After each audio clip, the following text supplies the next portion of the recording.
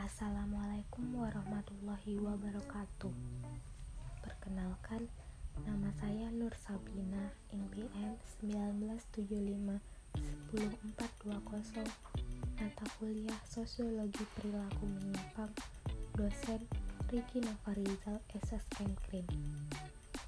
Pada kesempatan kali ini, di mata kuliah Sosiologi Perilaku Menyimpang yang diampu oleh Bapak Riki Novarizal SSM Krim, saya sedikit akan menjelaskan dan memaparkan tentang salah satu teori yang ada dalam sosiologi perilaku menyimpang, yaitu teori kontrol sosial. Teori kontrol sosial merupakan suatu teori tentang penyimpangan yang disebabkan oleh kekosongan kontrol atau pengendalian sosial. Teori ini dibangun atas pandangan yang mana pada dasarnya manusia memiliki kecenderungan untuk tidak patuh pada hukum serta memiliki pula dorongan untuk melawan hukum. Oleh sebab itu, di dalam teori ini menilai bahwa perilaku menyimpang merupakan konsekuensi logis dari kegagalan dari seseorang untuk menaati hukum yang ada.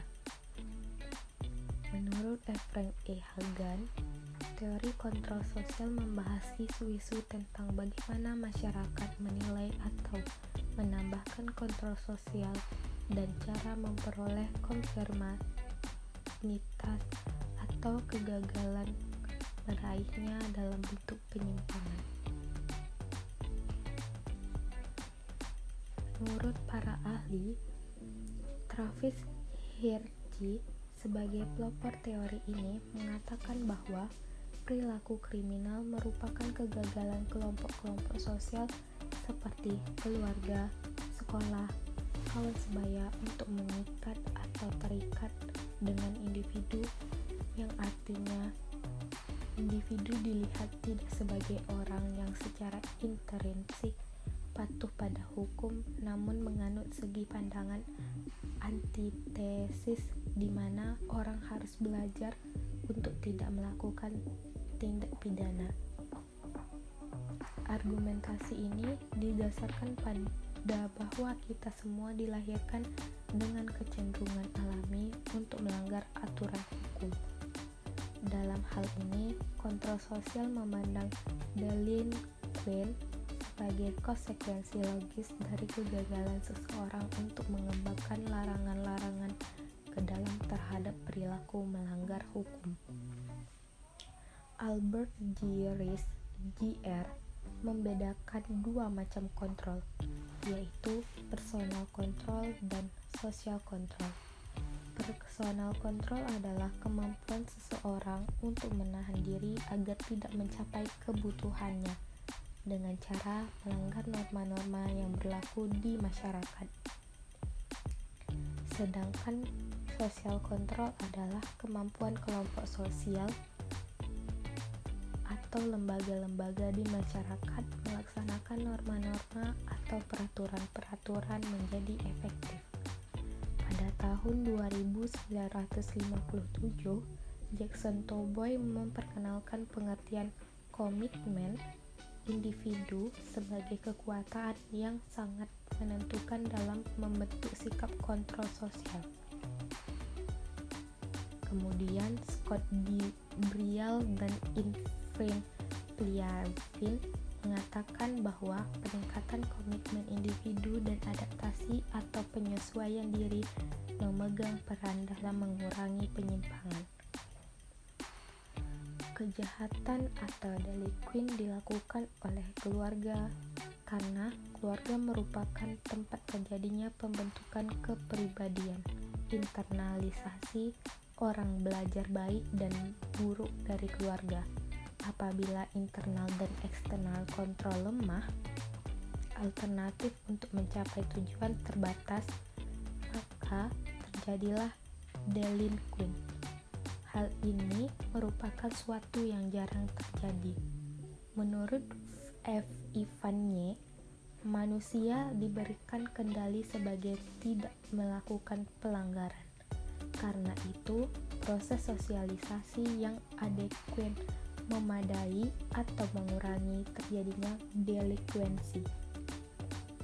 Sebab disinilah dilakukan proses pendidikan terhadap seseorang yang diajari untuk melakukan pengekangan keinginan. Di samping itu, faktor internal dan eksternal kontrol harus kuat, juga dengan ketaatan terhadap hukum. Asumsi teori kontrol dikemukakan F. Ivanyi terdiri dari: pertama, harus ada kontrol internal maupun eksternal. Kedua, manusia diberikan kaidah-kaidah supaya tidak melakukan pelanggaran. Ketiga, pentingnya proses sosialisasi bahwa ada social adequate memadai akan mengurangi terjadinya delikuen karena disitulah. Keempat, dilakukan proses pendidikan terhadap seseorang dan diharapkan remaja menaati hukum. Menurut F. Ivanyi, terdapat 4 tipe kontrol sosial, yaitu kontrol langsung yang diberikan tanpa mempergunakan alat pembatas dan hukum, kontrol internalisasi yang dilakukan dalam diri secara sadar, kontrol tidak langsung yang berhubungan dengan pengenalan identifikasi yang berpengaruh dengan orang tua dan orang-orang yang bukan perilaku kriminal lainnya. Ketidaksediaan sarana dan nilai-nilai alternatif untuk mencapai tujuan. Fungsi kontrol sosial. 1. Mempertebal keyakinan masyarakat terhadap norma sosial.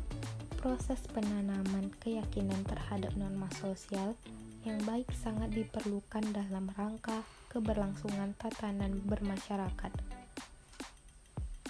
Penanaman keyakinan akan contoh norma sosial yang baik ini dilakukan melalui 3 cara, sebagai berikut. Yang pertama, sugesti sosial. Dilakukan dengan cara mempengaruhi alam pikir seseorang melalui cerita-cerita dongeng maupun kisah-kisah nyata dari tokoh-tokoh terkenal. Kisah-kisah ini khususnya menyajikan tentang ketaatan tokoh-tokoh tersebut terhadap norma-norma, atau hasil karya mereka sangat bermanfaat dalam meningkatkan harta dan martabat kehidupan pada umumnya. Jika seseorang banyak membaca atau memahami kisah-kisah dari tokoh-tokoh terkenal itu, diharapkan alam pikiran mereka akan berubah sedikit demi sedikit dan selanjutnya mencontohkan perbuatan-perbuatan baik itu. Di sini, peran ajaran agama sangat penting dalam mengarahkan anggota masyarakat tentang kebaikan suatu norma. Yang kedua, melalui lembaga pendidikan sekolah dan pendidikan keluarga. Dengan lembaga-lembaga ini, seseorang anak diarahkan untuk meyakini norma-norma sosial yang baik. Ketiga, menonjolkan kelebihan norma-norma dibandingkan dengan norma-norma pada masyarakat lainnya. 2. Memberikan imbalan kepada warga yang menaati norma. Reward atau imbalan dalam hal ini biasanya berupa pujian dan penghormatan, hingga memberikan hadiah yang berupa material.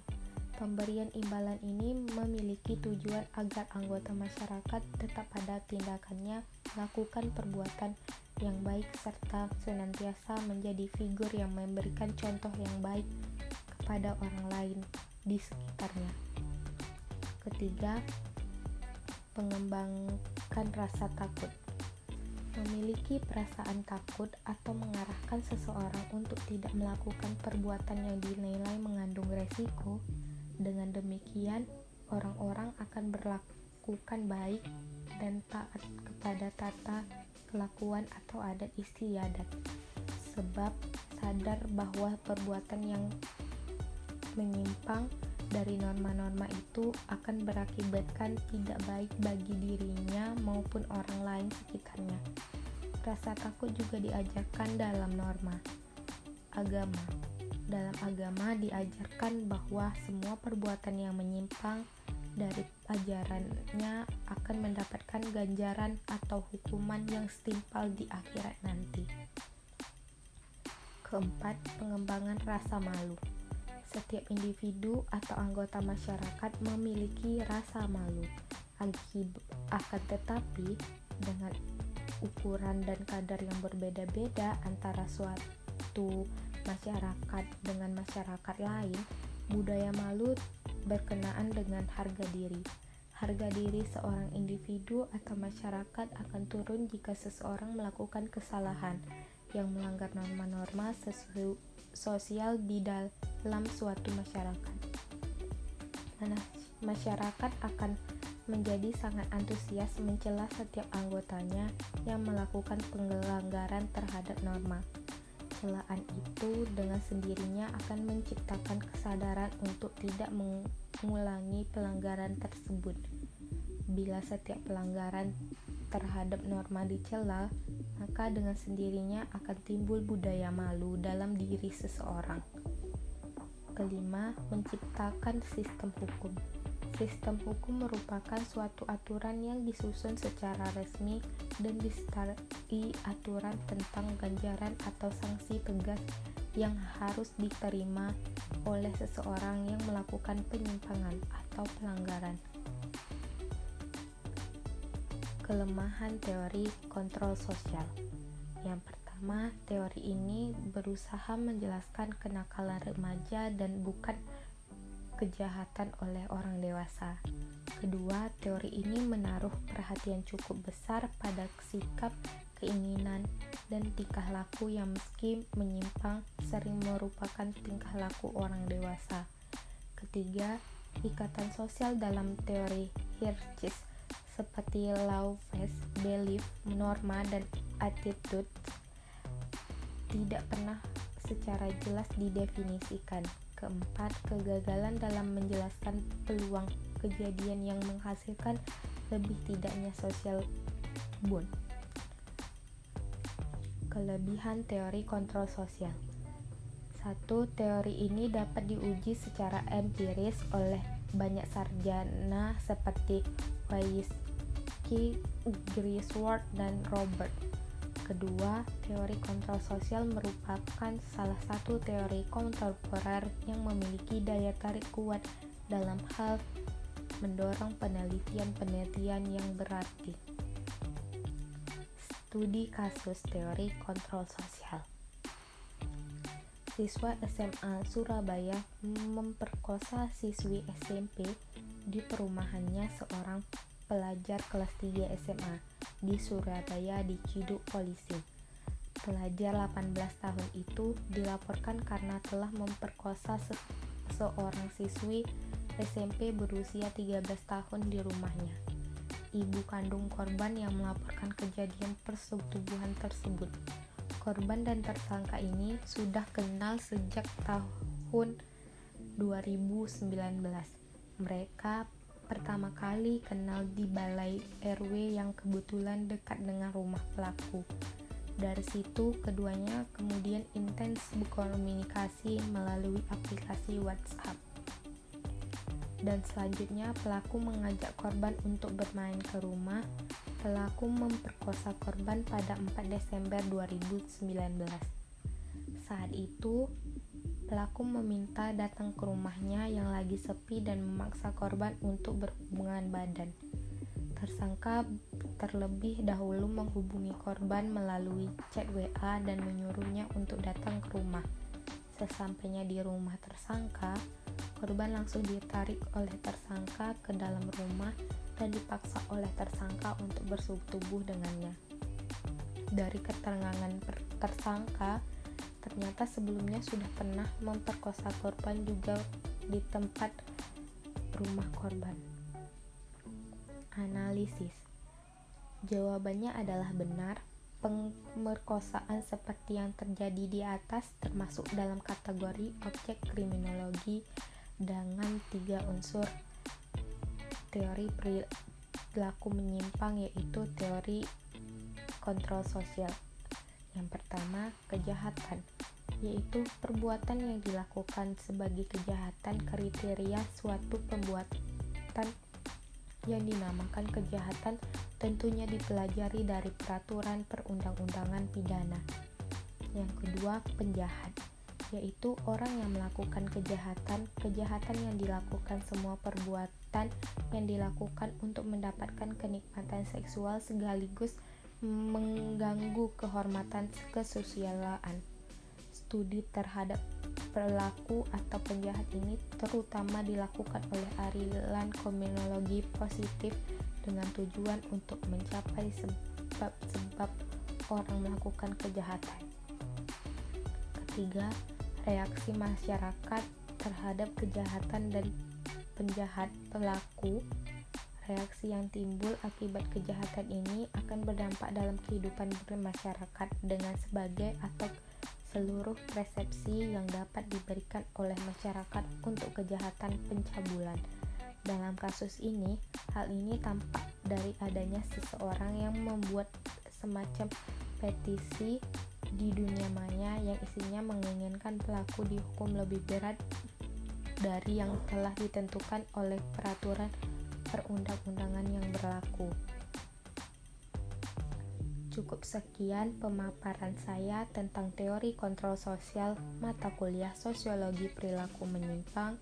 Lebih dan kurang saya mohon maaf. Semoga apa yang saya sampaikan bermanfaat untuk diri saya sendiri dan untuk orang lain. Wabillahi taufiq wal hidayah. Wassalamualaikum warahmatullahi wabarakatuh.